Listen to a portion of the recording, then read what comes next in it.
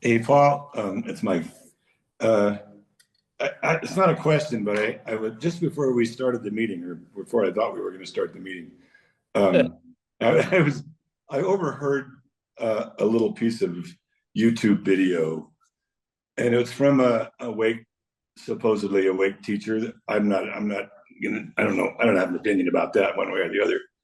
But her, and she's pretty well known, pretty famous, but she was talking about her new passion is exposing um, teachers of spirituality, let's say, who are not genuine.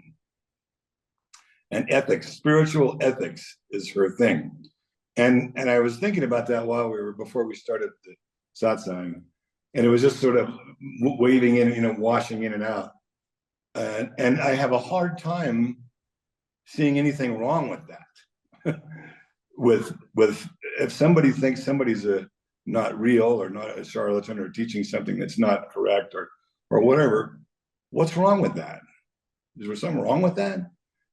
You know what I'm saying? I mean, I just it feels to me like awareness or whatever that's prompting everything. He's just doing his thing. Things shit just happens. There's no Yeah. you can't attribute. I can't attribute any motive. I don't have any place judging somebody's motive or anything. What? I don't know if that makes sense or not, but Well, ethics is a slippery slope, I guess. I don't know. We stay out of all the.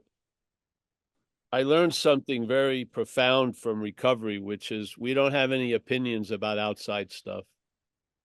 So if it's not happening here, I don't really hold an opinion. If I do, it's personal and therefore not worthy of being shared, probably.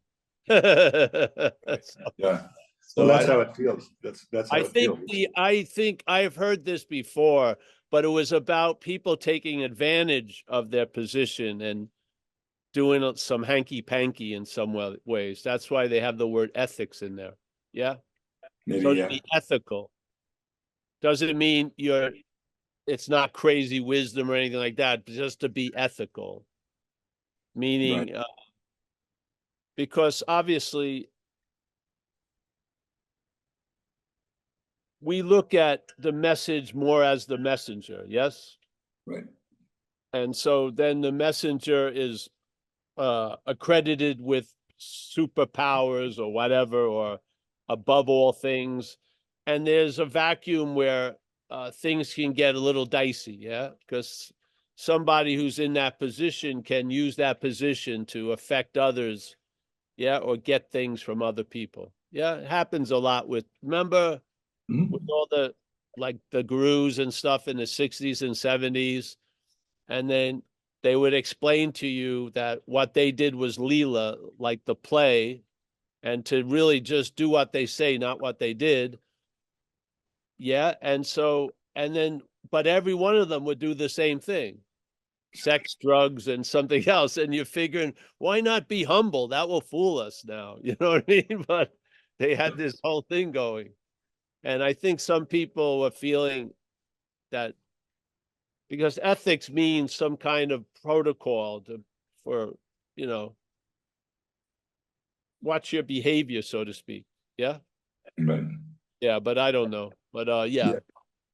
Yeah. Yeah. I'm the same way. I think if it's a personal opinion or judgment, it doesn't really have much importance as far as I'm concerned. When teaching and teacher is always unauthentic. The teaching is what's authentic. Yes. Mm. What it's coming through is always going to be a fraudulent situation. Yeah.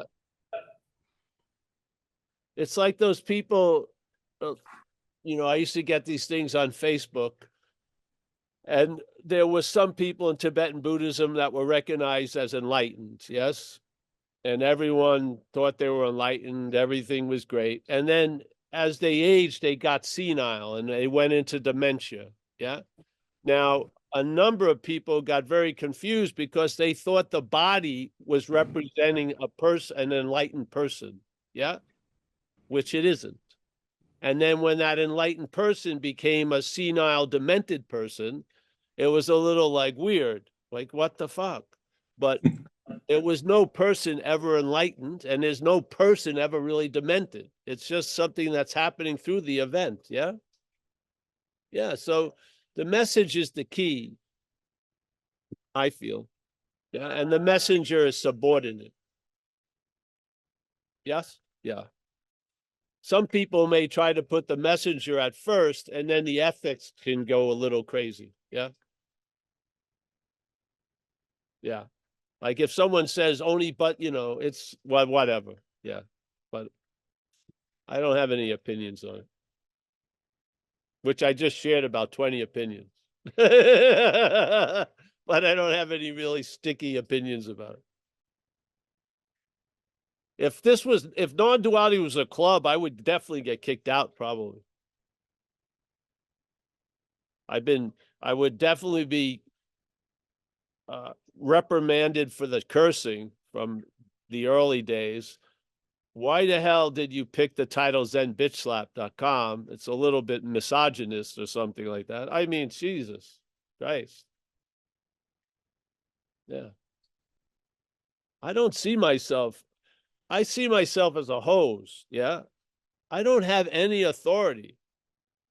Yeah. You're the authority in a sense. If this works for you, great. If it doesn't, great. Yeah. Yeah.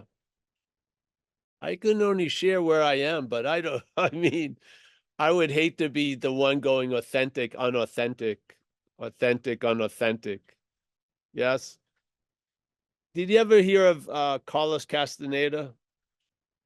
Remember those books when you were young? I Yeah, love those books. I yeah. swear. I got so much out of them. And then there was a giant campaign to sort of debunk him completely. I don't give a shit. I got a lot out of the book. I don't care about Carlos Castaneda. Then later on, I met a guy who was with him, who I respect quite a lot, a Zen sword master who was with the witches and him for a few years. Yeah, and he gave me a whole different take on it. But it didn't matter. Carlos Castaneda didn't affect me. The book affected me. Yeah, yeah, yeah. And I got a Basically, lot out of I it. basically failed high school reading Carlos Castaneda. Yeah, Well, yeah, yeah. So it's like you're talking about going to your meeting, your getting dried out meeting for years and years and years on Monday nights, and the person, quote unquote, that's delivering the message changes radically from one week to the next, depending on what's on his mind and what pain he's in or whatever. But the message just stays. Because yes, that's the important thing. yeah. Nobody, if anybody's expecting a guru to be perfect, they're going to be disappointed. Always, always, always. Well, that's Because the value. yeah, that's the point, and that's why I'm saying I think it may be just as important to listen to somebody who's other people think is a charlatan. Even if you get to the other end of the road quicker, why not? Listen, Who man, knows? I've done a I'm in the great job. I've done a great job of disappointing tons of people. You're working overtime. I can see that. Definitely. Spend a few days, just a couple hours, come over, and you'll be terribly disappointed. I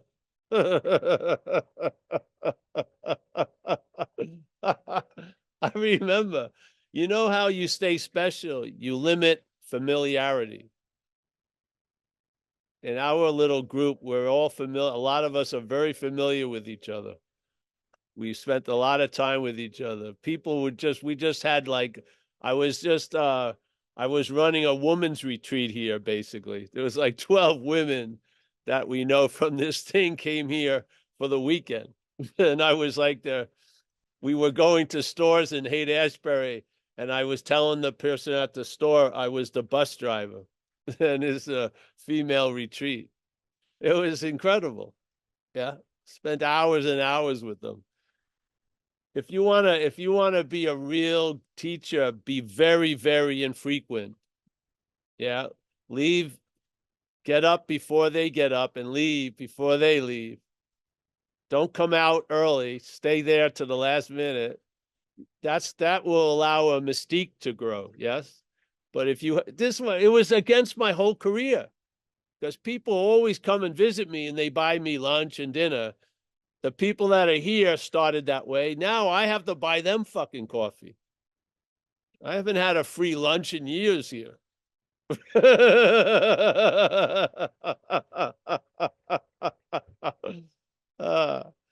But there's a point to it, man. Like they said, if you see the Buddha on the street, shoot him. Because this is what we do. We project what we are or what we are not unaware of what we are onto someone else. And they have to fail us to succeed. To be a successful teacher, you better fail the people. Yeah. We want to always project out. It's a way of comfortably denying that we are what we're looking for. Yeah. Yeah. So, all right.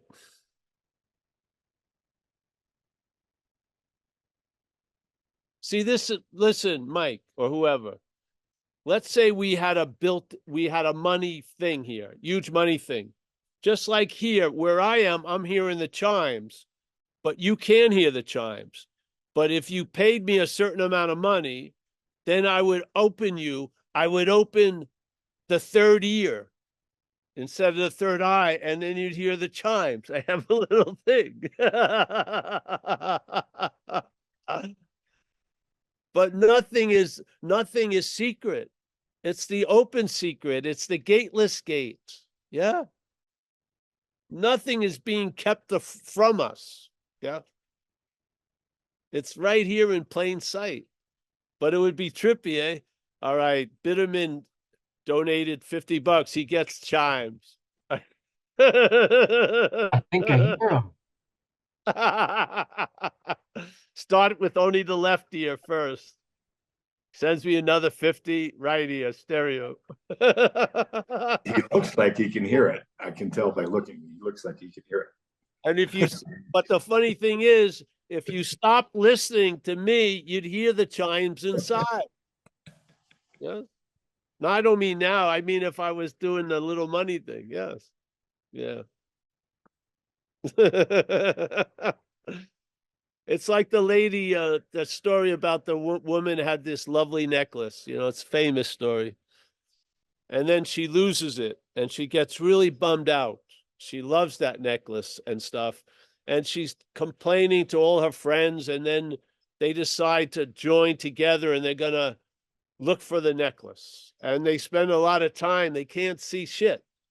Yeah. Can't find it. And then they hear a story about a guy up in the north that swears he could help you find the necklace. So they go on a pilgrimage to find the necklace. And no, when they got there, they had to do this and that and this and that to get ready to find the necklace, to be in, all this stuff. It's just like a giant layaway plan. And then suddenly a guy passes by and he goes, "Hey, you have such a beautiful necklace." And finally, the lady puts her hand on her neck and feels the necklace. Yeah. She was just listening to the head, didn't investigate anything. Yeah. Found the necklace. And this is the dreaming aspect of it. When she was dreaming, she lost the necklace. She was bummed out. Yeah. And then when she found the necklace, she was ecstatic. But did she find the necklace? No. Did she lose the necklace? No. Yeah.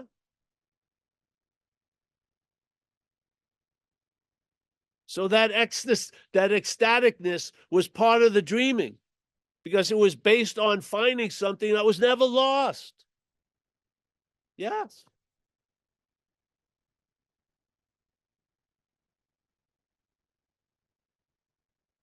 Remember those people used to know they'd steal something from you and then go out and look for it with you? Did you have quote unquote friends like that? They take something from you and then to disguise it, they go out with you looking for it. This is like the head. Exactly. All right, anyone else like to share?